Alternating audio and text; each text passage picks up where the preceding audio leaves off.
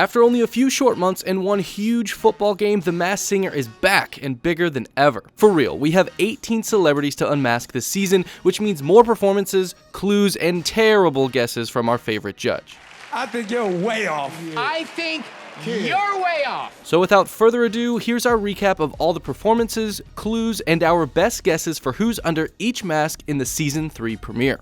Okay, I lied, I have a little bit more ado. Hit that subscribe button. We're going on 3 seasons of Masked Madness, and not to brag, but I got pretty much everything right last time around. So make sure you turn on your notifications so you know as soon as our recaps drop. This round of The Masked Singer featured 6 contestants: the White Tiger, the Turtle, Miss Monster, the Llama, the Robot, and the Kangaroo. Meanwhile, the judges panel was graced with probably the biggest name it's seen so far, Jamie freaking Foxx. White Tiger took the stage first, performing Ice Ice Baby by Vanilla Ice, and while it was pretty clear he's not a singer, his stage presence still had the judges panel on their feet, and of course, Nicole was on board as soon as he walked out. I like the tall ones, guys. Next up is the Turtle, who sang Kiss from a Rose by one of last season's top contestants, Seal. And just like Seal, the Turtle is definitely a professional. Following him was the Llama, who sang She Bangs by Ricky Martin, and honestly guys, that performance banged. I mean, just look at the audience. Get it, dude. Plus, to top it off, You're automatically, in my mind grapes,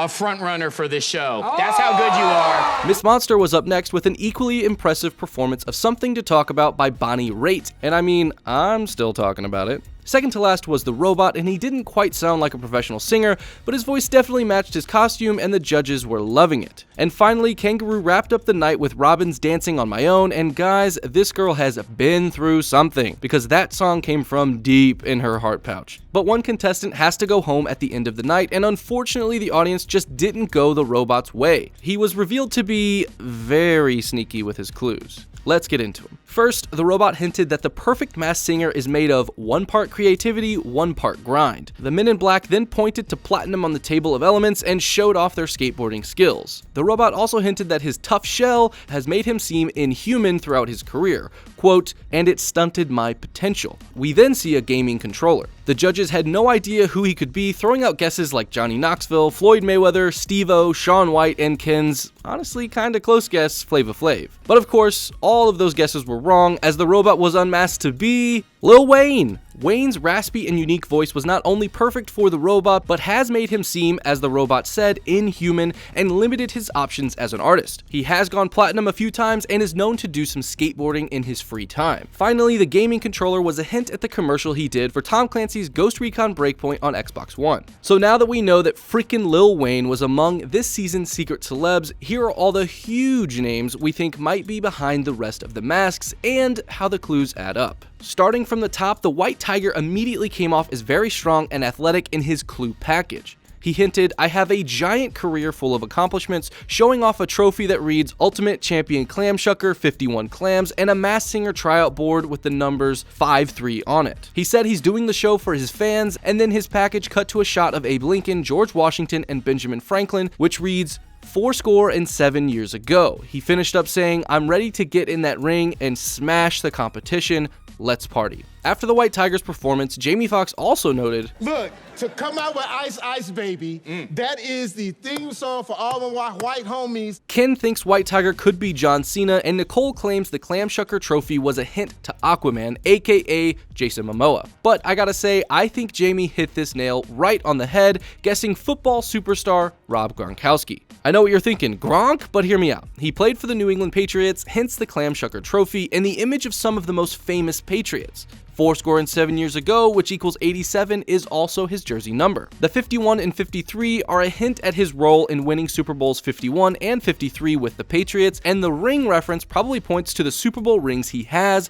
Finally, Gronk is definitely known for loving a good party. Next up, the Turtle hinted that at the beginning of his career, it felt like everyone around me was fighting tooth and nail for the dream.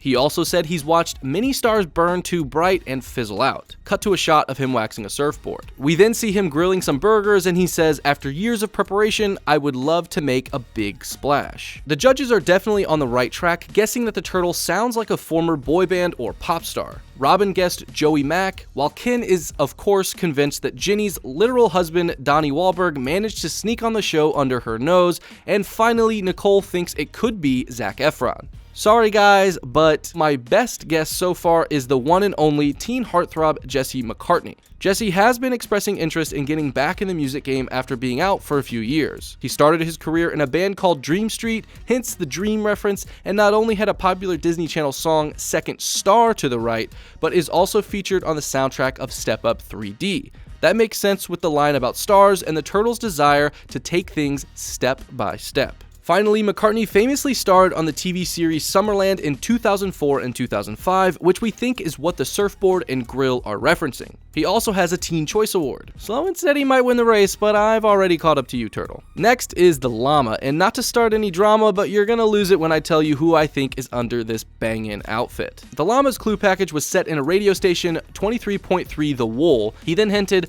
"I'm here for one reason only, to have a laugh." And what's funnier than a llama? We then see a Buddha statue, some playing cards, and a Sounds of Seattle record. After his performance, Llama also hinted that his costume is his vibe, hinting, "I wear things like this in real life." The judges panel thinks it could be Joel McHale, who happened to guest judge last season, David Spade, or Howard Stern. They're of course not quite on the mark yet, so hold on to your butts and your llama legs because the llama is definitely Drew freaking Carey. Drew Carey is a Buddhist, co-owns the Seattle Sounders soccer team, used to live in Vegas, and the Drew Carey Show ran for 233 episodes. Plus, I mean, who else would get in that costume? And now, on to the ladies. Miss Monster hinted this episode, when you become famous, people want you to look or act a certain way, showing off a key with a tag that reads fun and a hairspray bottle. We also see a locker with the number 10 and the line Monster Hits written inside. She then said season 1's Monster was her inspiration, quote, "This performer in pink wants to follow in his furry footsteps,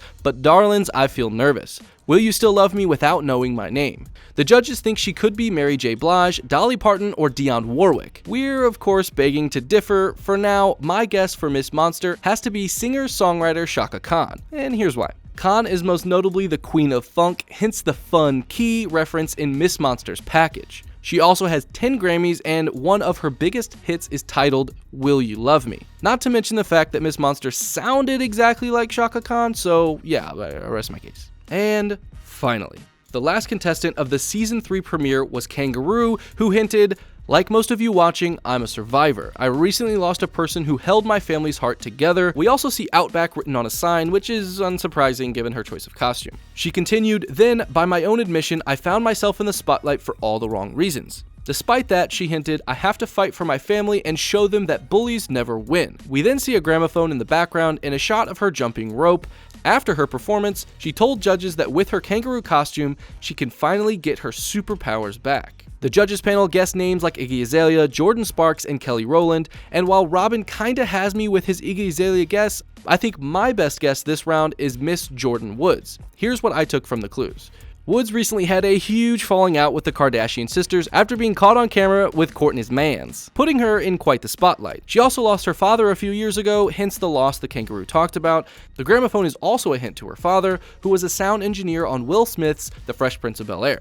You can't hop away from this one, Jordan. I'm pretty sure I have you pinned, or pouched, or whatever the heck you do. But what do you guys think? Have I sunk my claws in the right celebs, or am I a little slow on the uptake this season? Don't lie to me unless it's bad, lie to me. Let me know in the comments, and while you're down there, make sure you like, subscribe, and turn on your notifications. We're going to be keeping you up to date with all the latest Masked Singer recaps, reveals, and our best guesses here at Cinema Blend. Trust me, you're not going to want to miss it.